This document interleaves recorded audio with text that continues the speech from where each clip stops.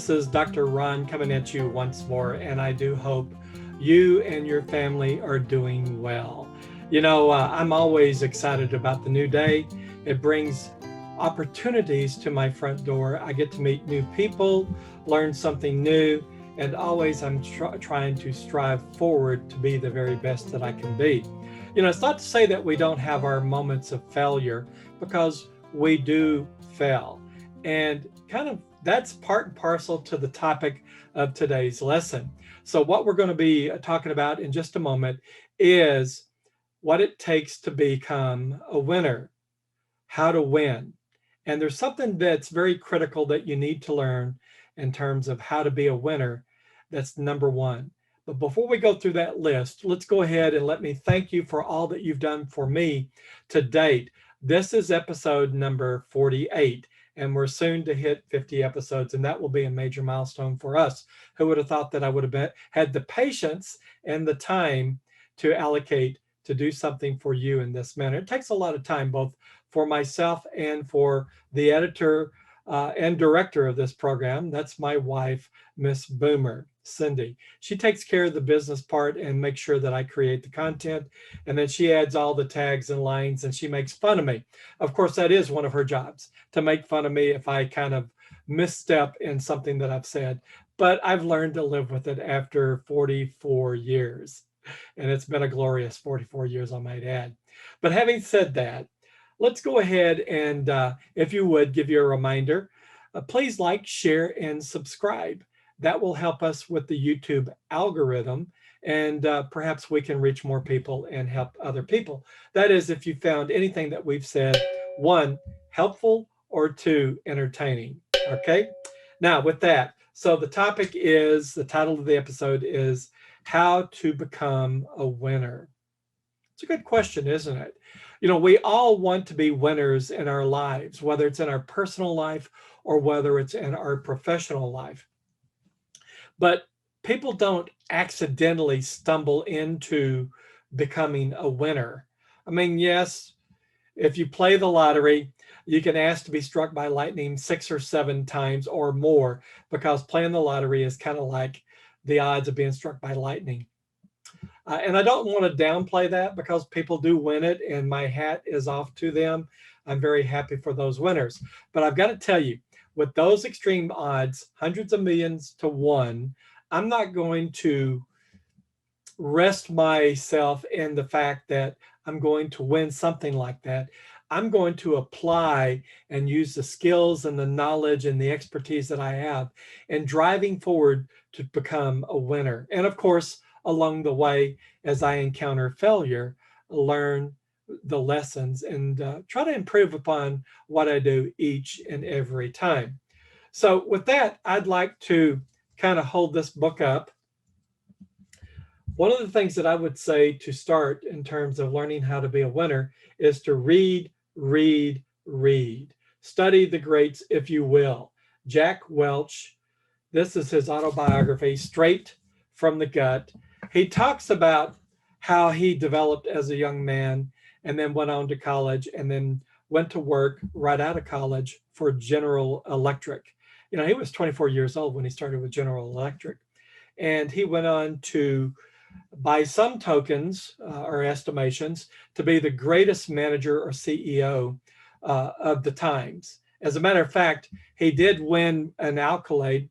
There was a organization that named him Manager of the Century. And of course, we're talking about 1900 through 1999. That's pretty amazing. Why was he named the Manager of the Century or the CEO of the Century from that perspective? There were a lot of great CEOs. I mean, Steve Jobs, Bill Gates, and others at that time. But he increased GE's market cap by somewhere in the neighborhood of $424 billion. Now, what does that mean? That means that the price of each individual stock went up. And when you multiply the price of the stock times the number of outstanding shares, that's the market cap of the company. So from the time he stepped into the CEO role, and that was, somewhere in the neighborhood of 1981, through 2001. In 20 years, he increased the market cap of GE by 424 billion. Pretty significant. Now, there's other CEOs that have done similar things, but Jack was very demanding. He didn't expect mediocrity.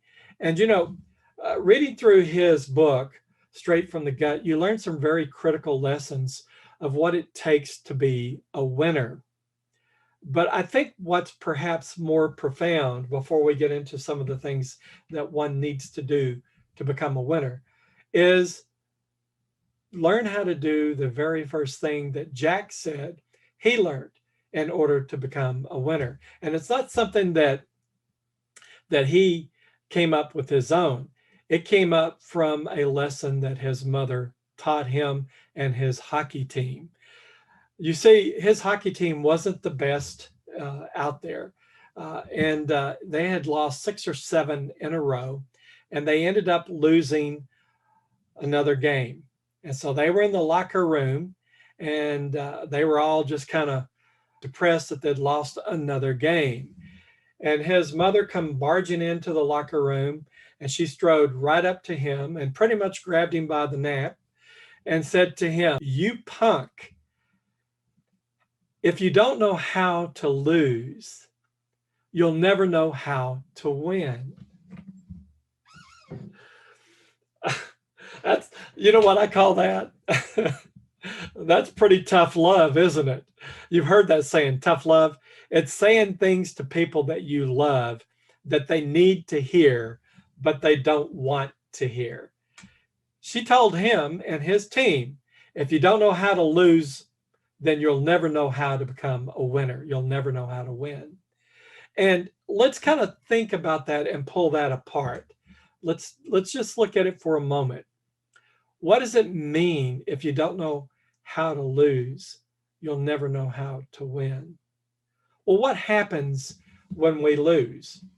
Well, one thing that happens is we don't achieve some end state that we desire, whether it's in a sports competition to actually beat the opponent, or whether it's in our educational career, or whether it's in our professional career or our trade careers.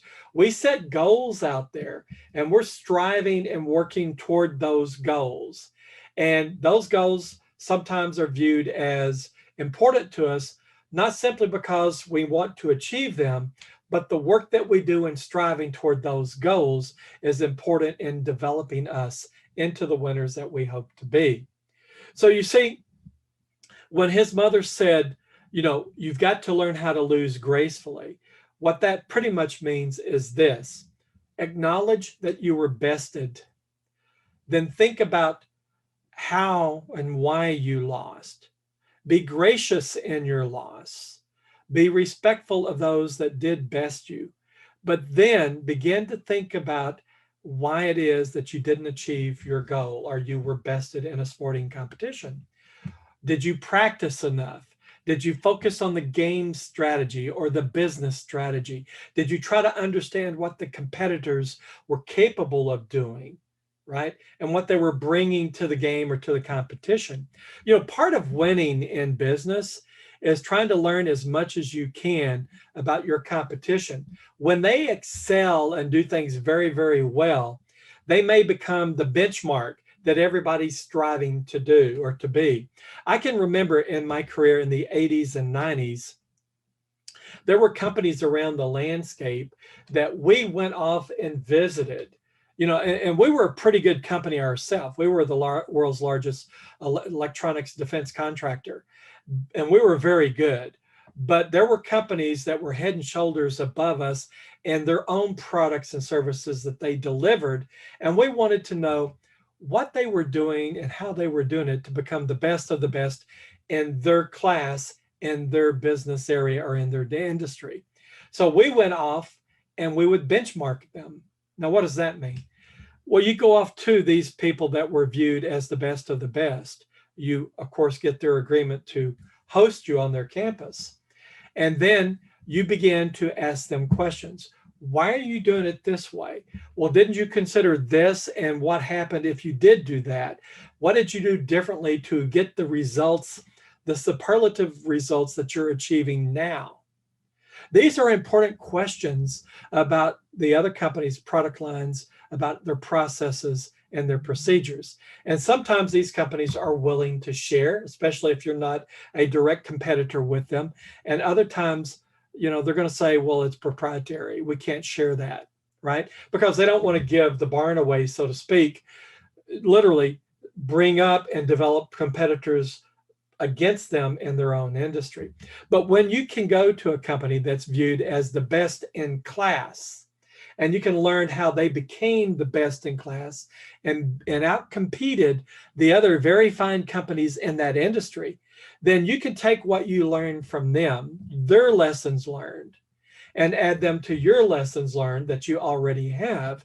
And through thinking about all that in that turmoil and in that mix of the information and knowledge and experience of these lessons learned, what works and what doesn't, develop your own improved processes and procedures. So this is the recipe for success. You understand why you failed, because each and every time when you strive to do something that is stressing you or the organization, causing you to grow, even though it's difficult, you're going to have your failures, and you need to understand your failures and why you failed and what you need to do differently. It could be organizational structure. The structure wasn't right. It could be the skill mix. You didn't have the skill mix of people working on these projects wasn't correct. It could be the level of experience, right? Wasn't correct. And then again, you could have the wrong people and other skills working in areas that are outside their lane, too much of them, too many of them. But whatever the case is, you're going to gather in all these lessons learned. It could be problems with your suppliers. It could be an underestimation of demand. It could be an underestimation of the problems that you encounter as you go through formal test, right? It could be all of these, but you have to gather in after each major event in these programs. You have to gather in the lessons learned and talk about them.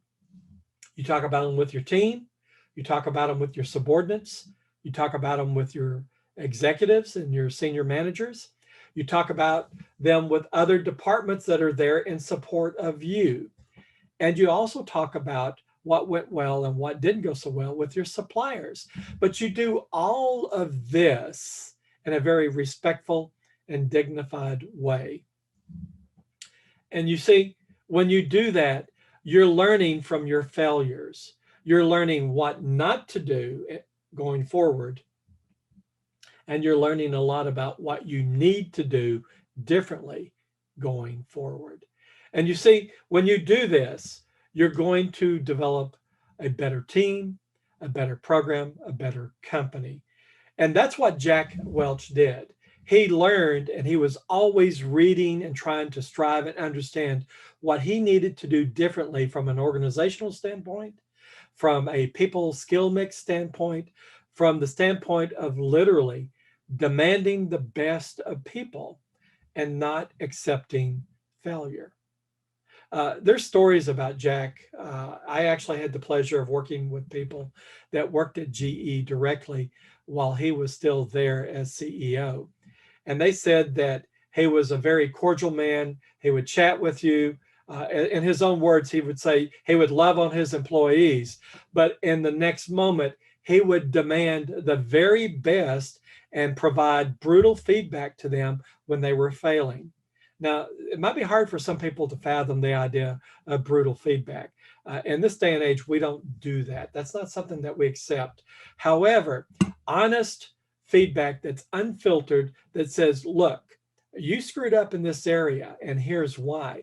And I and the rest of the team expect you to do better, and here's how we're going to help you do better. And you see, that's okay. If you get the feedback that you weren't as successful as you should have been, but you get information and help and training and other tools to help you become more than you were in the past, that's something that's good. So even though Jack was a very demanding manager and CEO, he supported his team. He pushed them forward to be the very best that they could be so that the company could be the very best that it could be. He was not one to accept failure. But when he did fail, he learned early. What are you going to learn from it? You've got to learn how to fail gracefully and learn from it, and then push forward to learn how to be a winner the next time. So you see, learning how to be a winner is about being in a mode of constant learning. And we've already talked about lifelong learning. It's about being tenacious with that goal out there and always constantly driving toward that goal. Everything that you do on the job is there's a reason for it. And that reason is to achieve the goal, to strive and do the work in achieving the goal. And you're always looking for ways to constantly improve yourself, your team, your processes and procedures. And that's another thing. If we're talking about learning from our failures and learning from others, we also have to talk about learning how to improve our processes and procedures. And that's very, very important. Most companies today, when they evaluate you on your appraisal, your annual appraisal, there's typically a line item in there that says, what have you done this past year to constantly look for innovation and improvement in how we do business? It's not enough to simply look for innovation in product design or processes. You have to do both. So the companies are going to hold you accountable for helping the company get better going forward. And that's how you become a winner. You take this stance that if I fail, I'm going to learn from it, and I will not repeat the mistakes of the past, and I'm going to hold myself and my team accountable. And while I'm doing that, I'm always going to be self-improving by reading what the others that were the greats in our industry did to achieve success. I'm going to read the great thinkers of our time about organizational behavior and how to construct an enterprise that will achieve what we need to achieve. And through that, I'm always going to be looking to improve the company and its structure and its processes. And you see, if you're tenacious in this while still being respectful and treating others with dignity in that respect, you're going to be well received anywhere you go. And the thing that you have to keep in mind is something that I recently said. And doing all of this, you have to manage your reputation. That's your brand. Because if you damage your brand, it doesn't matter how successful you are. The last thing that people are going to remember is the damage in the brand. So when you step out to be all that you can be, learn this. You first have to learn how to lose. And then from losing, you have to learn from that on how to become a winner. So if you do these things and you read the greats of the past, even though we're kind of in a different age, we're in the age of the internet, this full connectivity, but you can still learn from these people that were just on the advent of the internet. Learn what they did organizationally, how they conducted themselves, and how they treated other people with dignity and respect, while yet holding the other people accountable for doing their job and doing it very, very well, right?